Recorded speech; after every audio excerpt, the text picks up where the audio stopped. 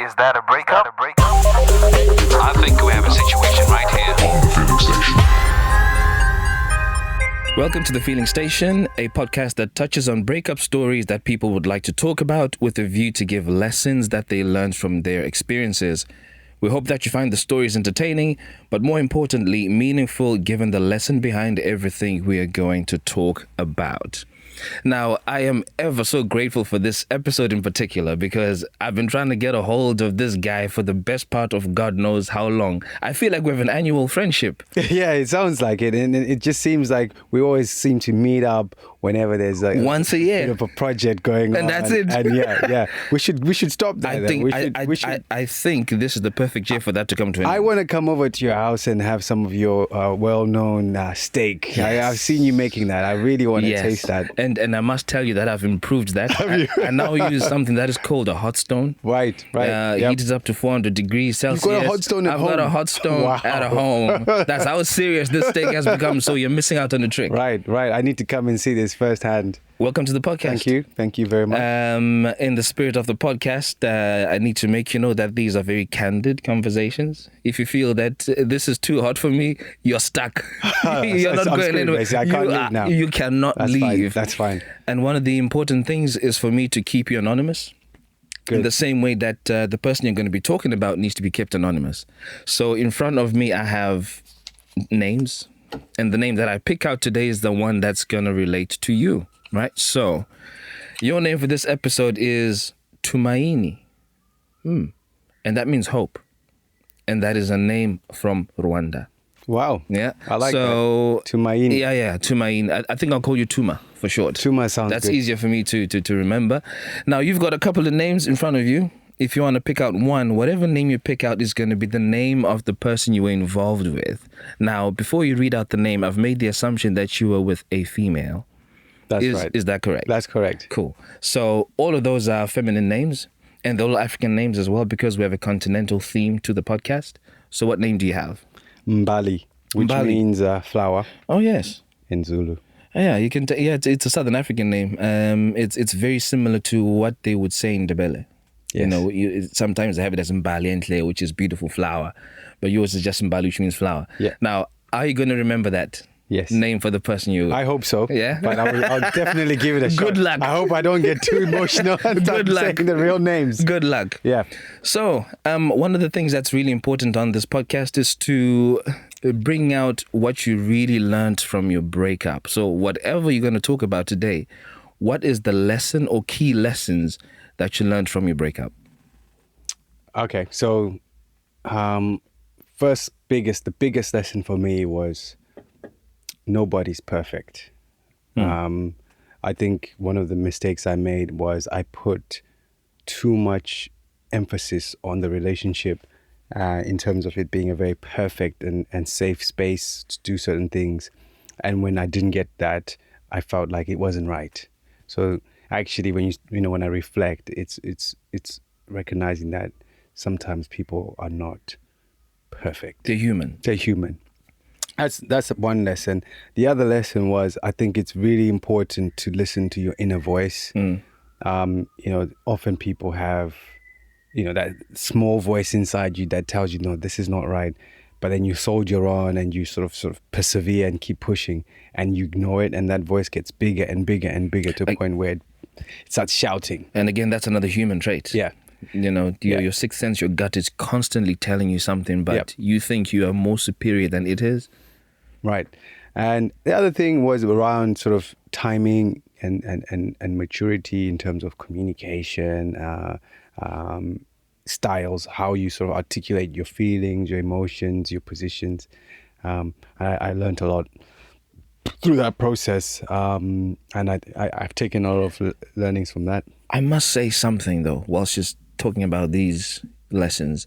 Communication, I think this is the 9th time it has come up. Yeah.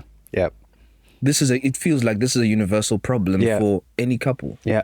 that you're dealing with. You think communication is what got you together in the first place. Yeah. So how does it suddenly become an issue and becomes a reason for you to break up? Yeah. I mean, I've got a view on that. I think it's all a function of obviously how you develop in your relationship. So there must have been something that attracted the two of you, or in the first place, Yeah. whatever that is. And what I find is most couples fail to then develop that into something more meaningful that would last and stand the test of time. And That makes possibly sense. the failure to make that grow is based on the failure to communicate. Spot on. Because people change. Your circumstances will change in life. You become a different person, and if that, it's not articulated in a way that brings the other person along the same journey as Yeah. you, then you'll definitely get misaligned at some point. So where did you guys meet? Where does your love story begin? So In fact, before we get there, were those all the lessons, or you had a couple more?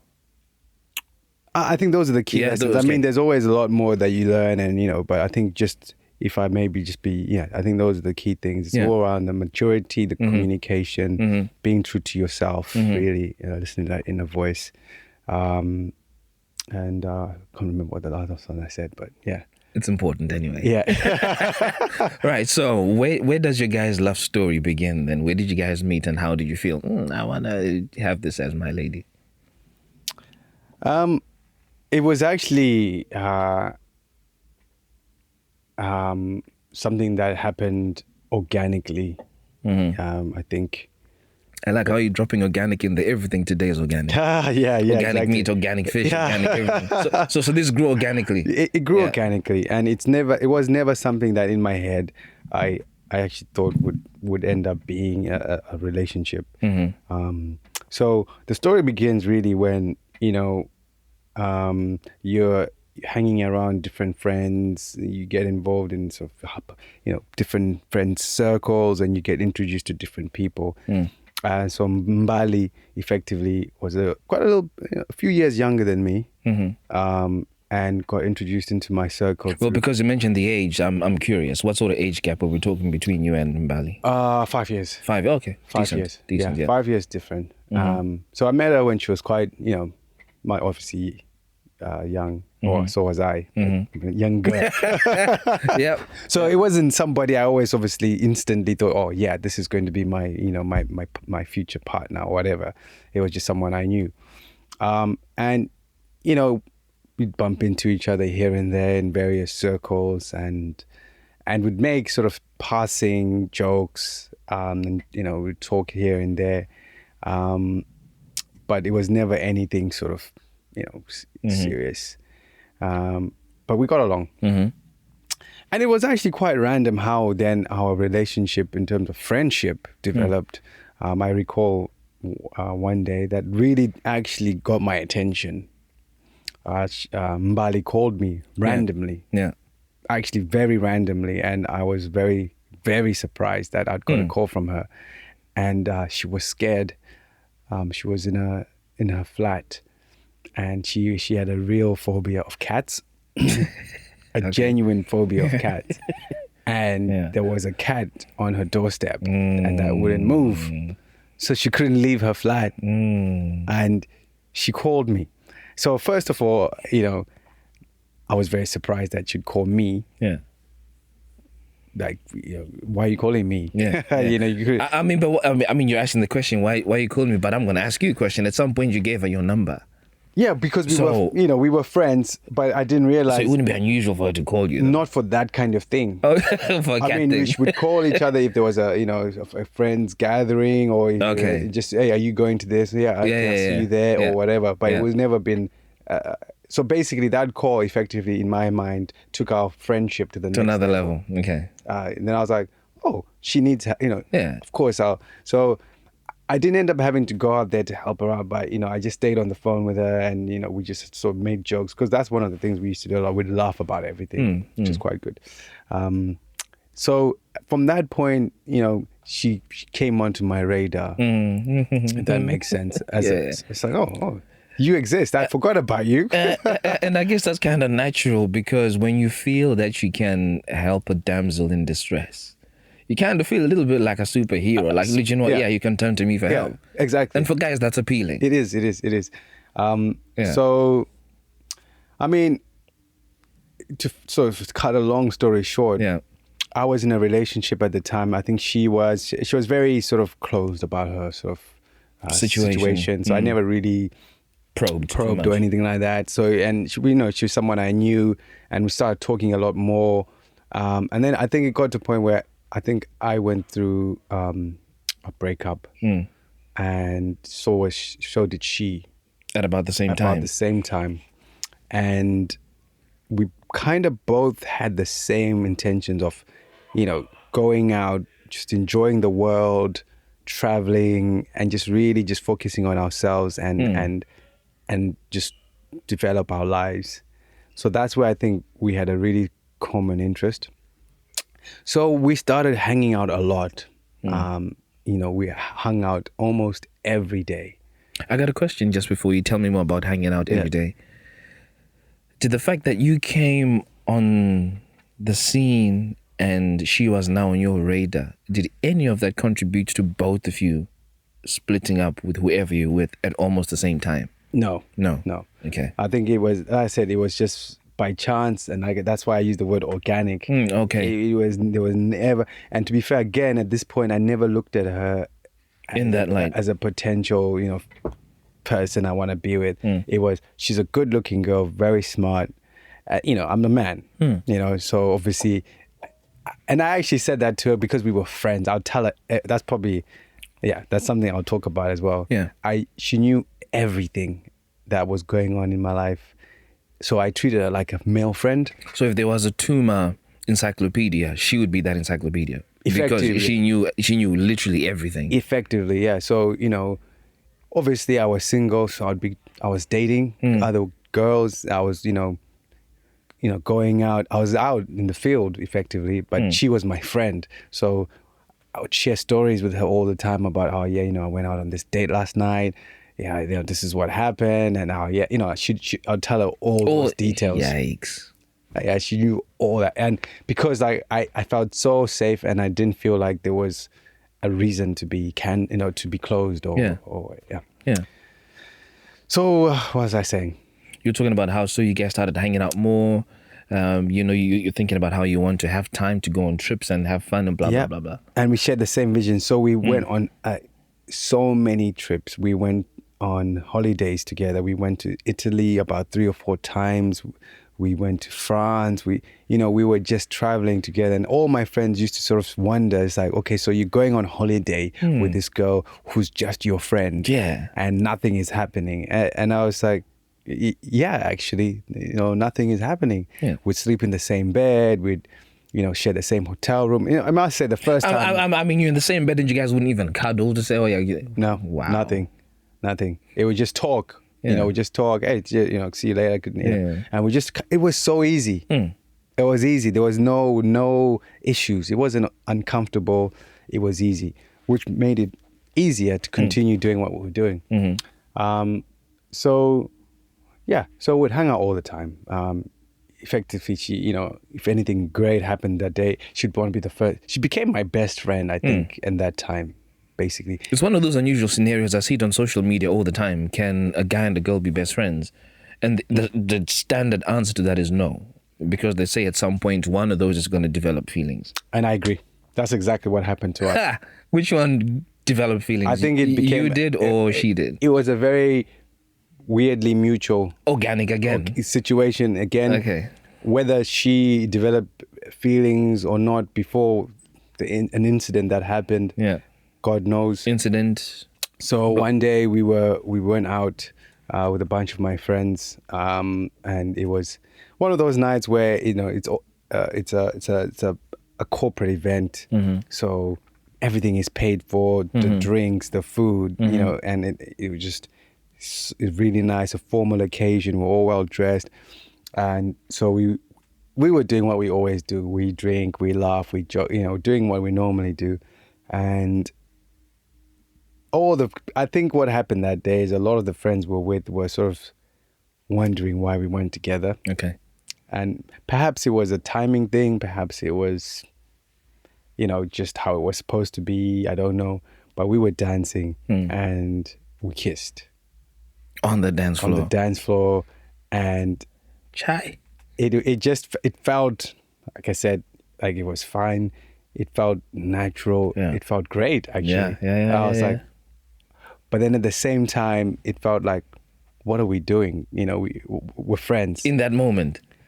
Oh no, that was me really thinking that. Yeah, but then because of the man, don't that's saying she's a good-looking girl. We're on the dance floor. She looked great that day.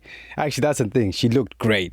So normally when I'd see her, she wouldn't dress up because she's your friend. She's not trying to impress you, is she? Right. And then I saw her dressed up on this day, and I was like, oh, okay. Hello. So anyway, we went back to my place, which was something we always used to do again. Oh yeah, with nothing, no issues. We went back, stayed the night, and we were laughing about it in the morning. We're like, "Oh, geez, what happened? You know, that's funny." And we just left it at that. I must say that changed stuff. Even though we agreed that we'd just forget it happened, it changed a lot of things. Both if you still had it playing in the back of your minds. I think it was. Yeah. And then another drunken night, same thing happened again. Blame it on the because we do that all the time. We used to drink a lot together. We'd go out, drink, get drunk, laugh, joke, and we did that all the time. So long story short, it happened a few more times, and then we just agreed that actually perhaps we should really just go on and get on with it. You know, we had to sit down and talk about it, and she said, let's just give this a go. Okay. Let's just this whole relationship thing a go. In hindsight, before you go forward, is that where the mistake was made? Not really. No. I don't think that's where I think, if anything, that's what kept us going as long as we did in our relationship. How long did you guys go for? About 3 years. Oh. Yeah, about 3 years. So I think a lot of the things were underpinned by our friendship. And that's why I think we used to overcome a lot of the issues relatively easy because we knew each other, I think, in a different way. And, you know, sometimes when you know someone, you're more understanding to certain things and stuff. So where was I? So then we got together, and things happened really quickly at that point. From that stage, again, you know, it's a timing thing. I always say this to people: timing and personal circumstances are really important milestones in people's lives because you know, things change. So at the time, I had to move to a new place, and I was in the process of buying my first flat. So it was a chicken and egg situation where the transaction for the new flat hadn't gone through yet, and it was probably about 3-4 weeks, even 5 weeks away from completion. My tenancy in my place where I was staying was running out. So you're gonna have a gap. So about a 4-week gap, effectively, that was going on. So I was struggling to think, where I was going to stay. She had a situation at her place where she had to sort of leave as well, and the only option for her was to move back. No, I think that already happened, and the only option for her was to move back to her parents temporarily, which she absolutely hated. So she was actively looking for a place. Okay. So timing, we used to spend almost all our time together at my flat. That sort of became the norm because she didn't want to be at her parents' flat. So she had pretty much moved into my flat. And then we just said, you know what? Why don't we move in together, because it makes sense. And we figured out a place, and then actually we moved in together, and that's when we really took our relationship to the next level. So when did the cracks start showing? So, like any relationship, there's going to be issues. There's going to be, you know, differences in styles, differences in how you approach things. The cracks for me, when I really reflect, were always there. Oh. So by that I mean, I think we were just meant to be friends. You see, that's why I asked the question. That do you feel that kiss was where the mistake was made? Because before that kiss came into play, you guys were so cool. Yeah. And that was pretty much crossing the line. Well, you know, this is the weird way of looking at it. That could be it could be a function of so many things. I wouldn't say that kiss was a mistake. Okay. And I wouldn't say being in a relationship with Mali was a mistake. I think I go back to the timing, the communication, and being true to yourself. Yeah. So, in retrospect, if I'd handled a lot of the things that we're going through differently, perhaps we'd still be together. Perhaps. But then at the time, I felt like it was compromising who I really was. Yeah. And so I have no regrets for that. So whilst you're saying that, you said the signs were still there. I mean, the signs were always there. Yeah. And you kind of saw these signs. What are some of these signs that you saw? Yeah. So because of my background and my upbringing, I'm a very closed person emotionally. I don't really find it easy to communicate at an emotional level. Yeah. I've actually learned how to do that over the years. And Okay. it's quite refreshing. And I was like, I wish I'd known how to do this. Makes all the difference. A lot longer, long before.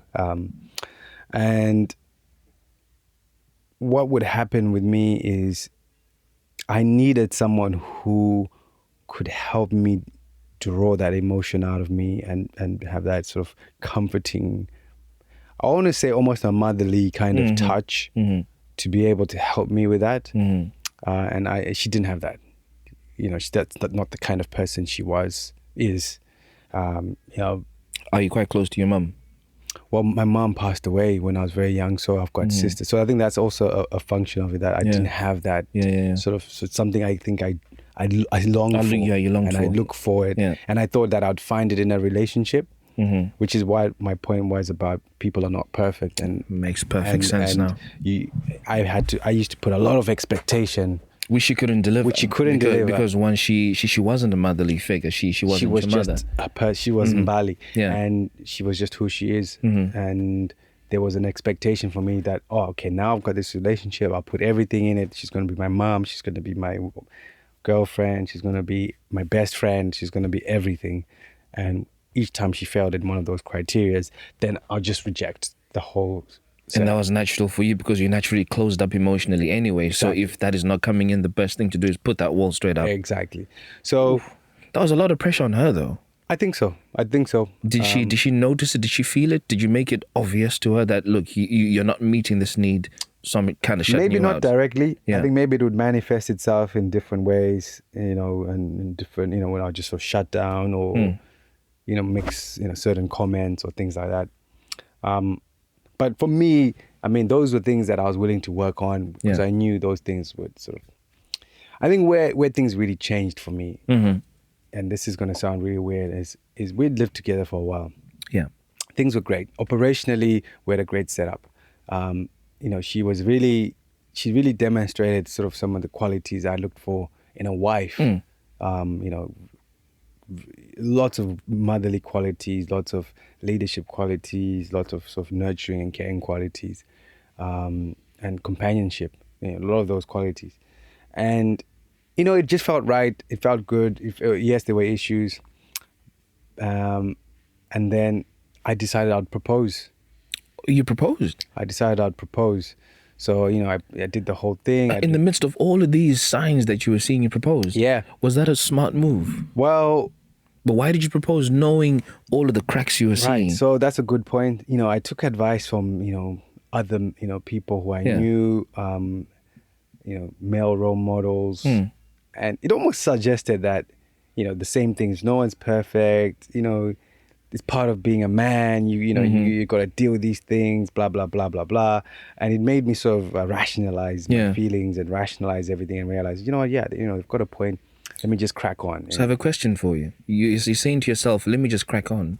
But one of the lessons that you mentioned at the beginning was that you should always listen to your internal voice that is constantly saying something to you. Yep. So what was that voice saying to you, despite what these people were encouraging you to do? What was your real gut telling you? She's not right. And in those words. So how did you do it? Well, I ignored so this is why I say it's a lesson. I ignored my voice. And I actually had a dream. You know me and dreams. I actually had a dream once, and I told her, and it was quite frightening. That it was a scary dream actually, and she was in there, and she turned into a monster. She turned into a monster in the dream itself. In the dream itself. And wow. It was just like, And then we actually made a joke, because again, that's what we used to do. That's what we did. We joke about everything. And she said, if I had that dream, I would have been running the other way. Jeez. And I always look back there and I was like, yeah, maybe that was a sign. Yeah, I don't know. Yeah. So anyway, where it went wrong is, Yeah. for whatever reason, it rationalized. You proposed. I proposed. It was a fantastic thing. I planned the whole thing. It was amazing. And She said yes, She said obviously. yes. And, we started talking to family about it. It was, it was great. It was like scary, exciting, the whole thing. But I think that's where things started going wrong for me, personally. I can't say the same for her. I think, it was clear we were having two different relationships, actually, because of our communication. It was really very surface level communication. I want to use the word very high five my mate level conversations that we'd have, because that's how we always were. Yeah. That's almost a little disappointing, because at the beginning of this, you were very enthusiastic about how she was the Tuma encyclopedia. Yeah. She knew you inside out, but at some point after that kiss, she's not so much a Tuma manual. She's not so much a Tuma encyclopedia. She's just got surface level stuff now. So this is the thing, because comes down to my personal view of communication at the time. Yeah. It was because now she's my girlfriend. There's a level of respect. There's a level of, you want her to visualize you as this perfect person, someone that she will respect. So you want to sort of portray your best self. So you start withholding some things that are dirty and Okay. make you look like you're weak, or like, so you don't necessarily open up completely. Whereas then I felt like I had nothing to lose, and it's like talking to a stranger basically. It's like you just say it as it is, and you've got no. But funny enough, those things came back to bite me, in my opinion, in the back, where it's, she'd make reference to certain things from the past that I used to do whenever we were in a particular situation. Sometimes it's, oh yeah, this is just like the last time when you told me you were on this date and this and that happened. It's like, dude, she suddenly had a whole case of ammunition. Basically, where it was like, I told you all these things when I had nothing to lose. We weren't even dating. Don't bring it up. And she sort of said, oh yeah, I know the kind of person you are. Yeah. And those kind of things started manifesting themselves a lot more after I proposed. Yeah. So I started finding that it wasn't a relationship, it was a friendship. And I was struggling. The biggest thing that really that tipped me over was family. So your family, her family? Her perception of what family means to me and to her.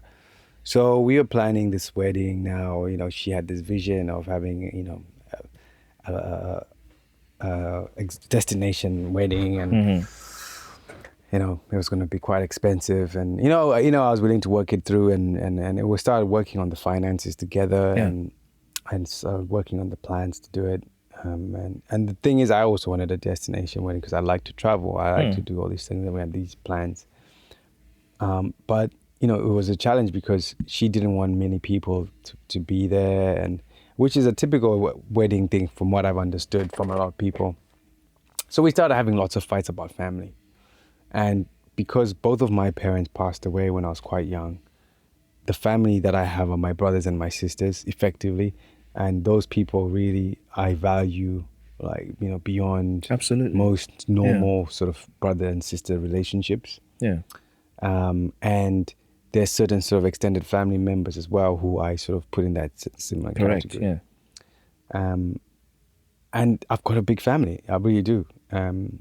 Anyway, long story short is we used to fight a lot about that stuff because she doesn't really see her family in the same way. Yeah. Whilst both her parents were still alive, she didn't have a relationship with them. So it was almost like they weren't there, but there, which I think is a completely different complication in its own right. So you can't compare the two situations, but there's a different dynamic.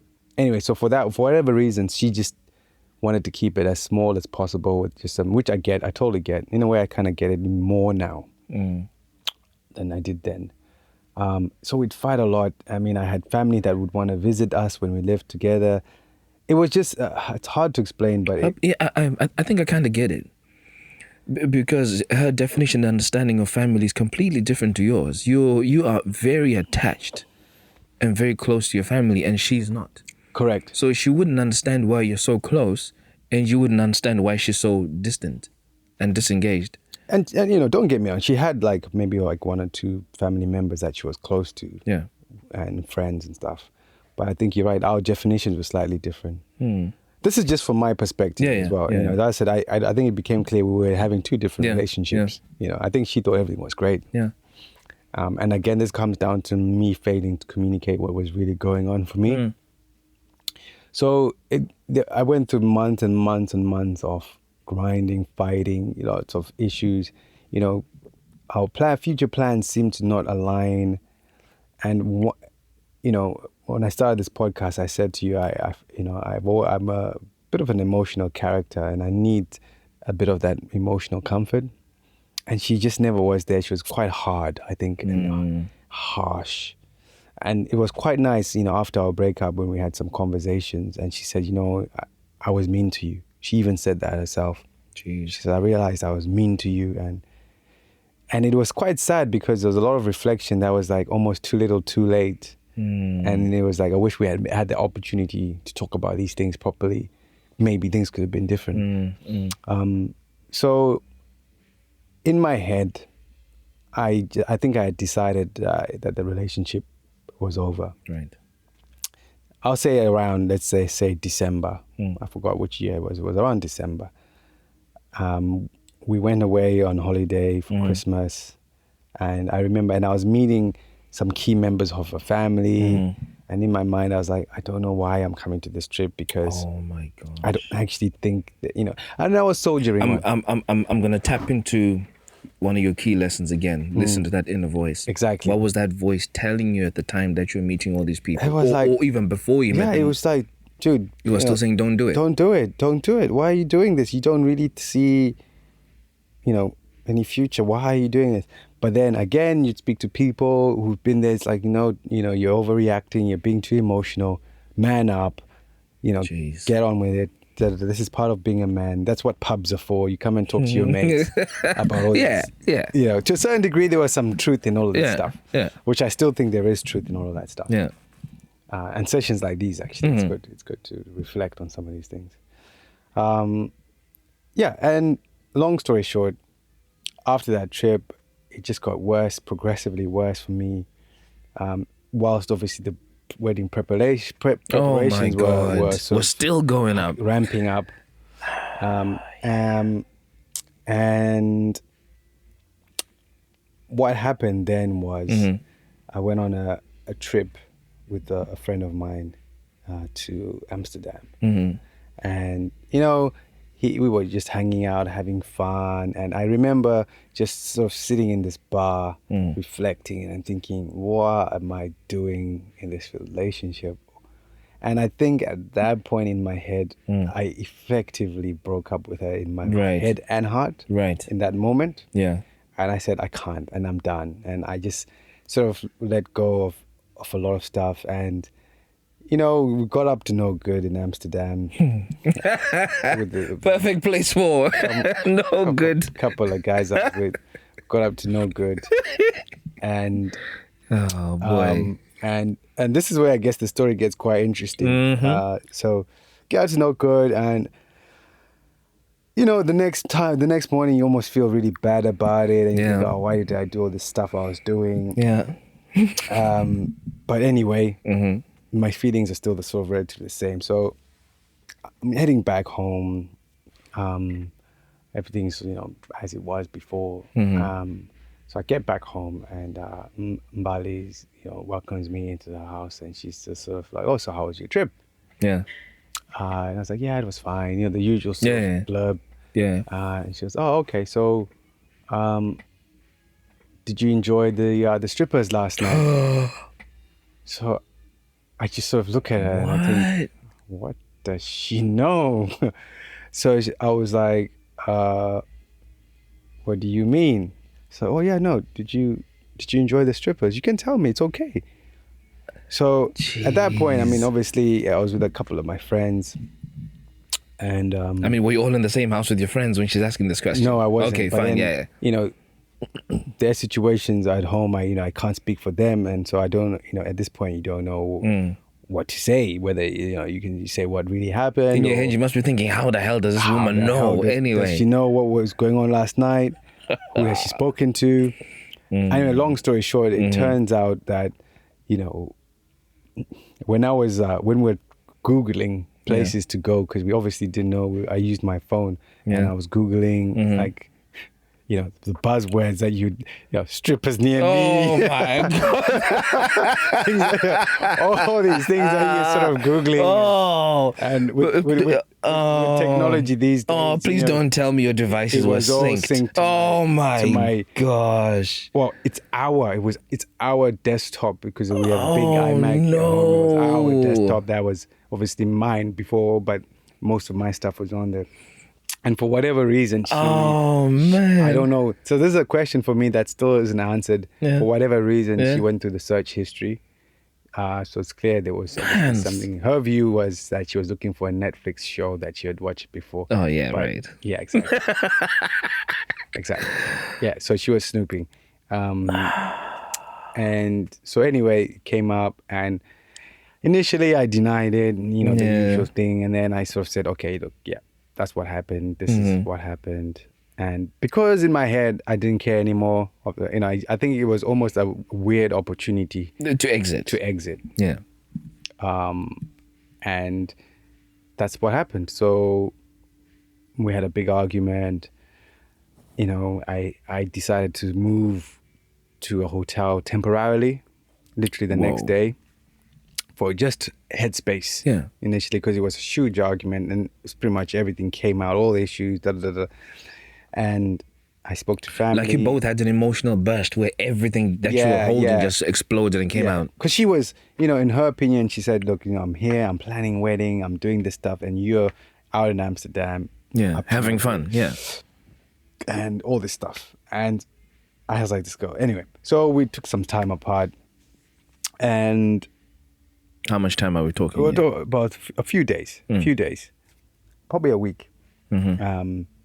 And I spoke to family. And I think I just had in my head that I had enough. Yeah. I had enough.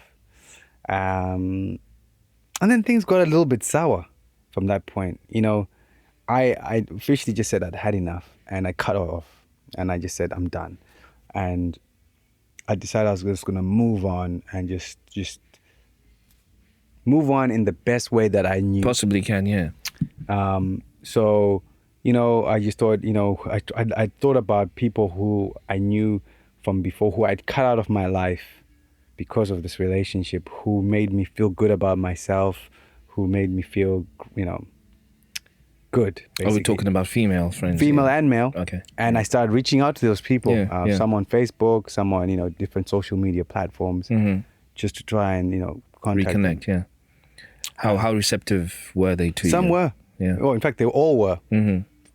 Actually. And I started, the timing wasn't great because I was supposed to go to a friend's wedding in Cyprus around the same time. So whilst I was away, and we were supposed to be going together, so that she didn't come. Yeah. So it was a bit awkward. Whilst I was away, I realized that my social media accounts had been hacked. Oh. Does this woman work in IT by any chance? God knows. But she always used to pretend like she was, someone who doesn't someone who doesn't understand all these. That's she never used to smart say, woman. she was never on Facebook. She didn't have she never used to do anything social media.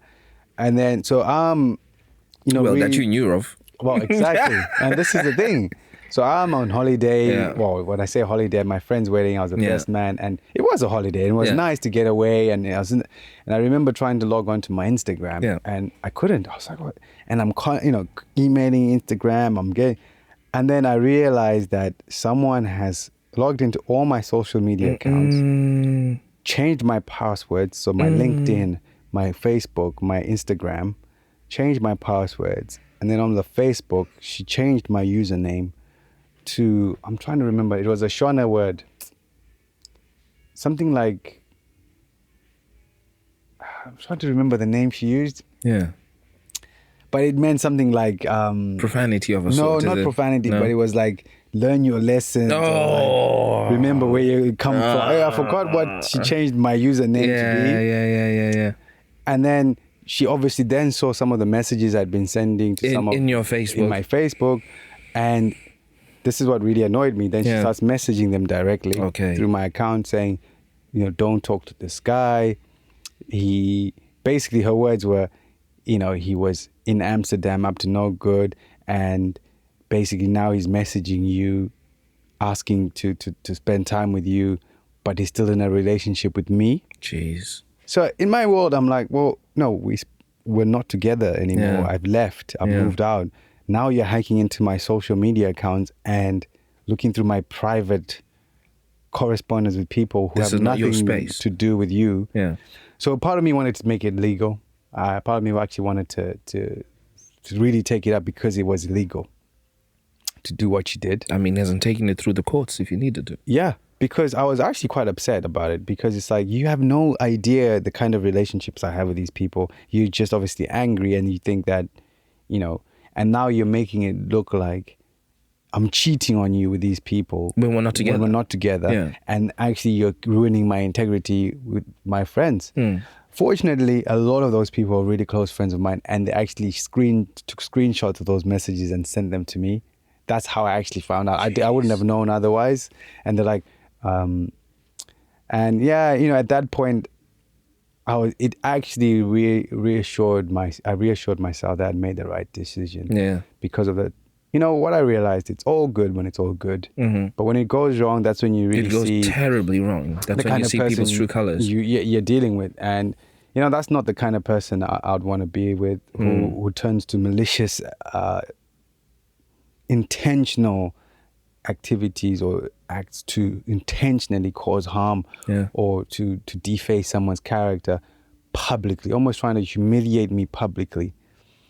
And it's just thinking, oh no, I don't want to be with someone like that.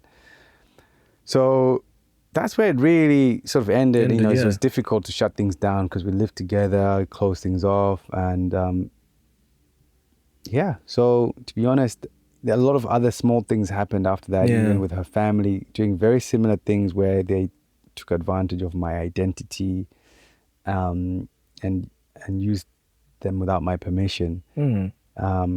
Which again reinforced the idea that I don't want anything to do. Yeah. So that's the story of the breakup. That is pretty intense. Yeah. When you think about how it changed from you guys being the best of friends. Yeah. I'm guessing now you don't talk at all. Well, we've had conversations here and there, but I wouldn't say we talk. No.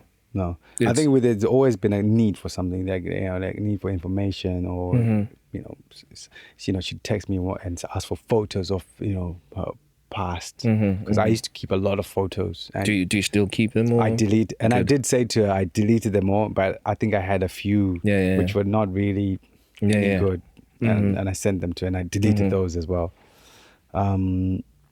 But other than that, or if they needed something, or whatever, something from the past, or some information, or I found some of her documents some time ago, and I was like, look, I've got your birth certificate. Yeah. So it's all very surface level. Yeah. Feels like a business transaction to say, look, you might need this to move your life forward. Here it is. Take it.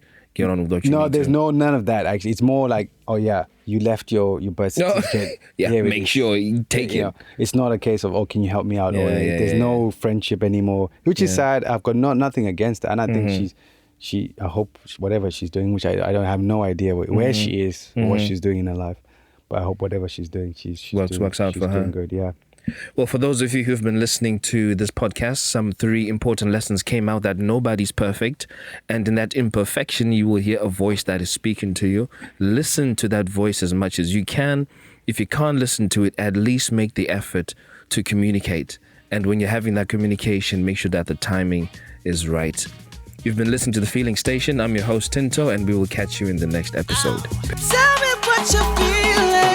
Satis on Daro Raini and Chagis. Tell me what you're feeling. Now that it's over. Satis on Daro Raini and Chagis.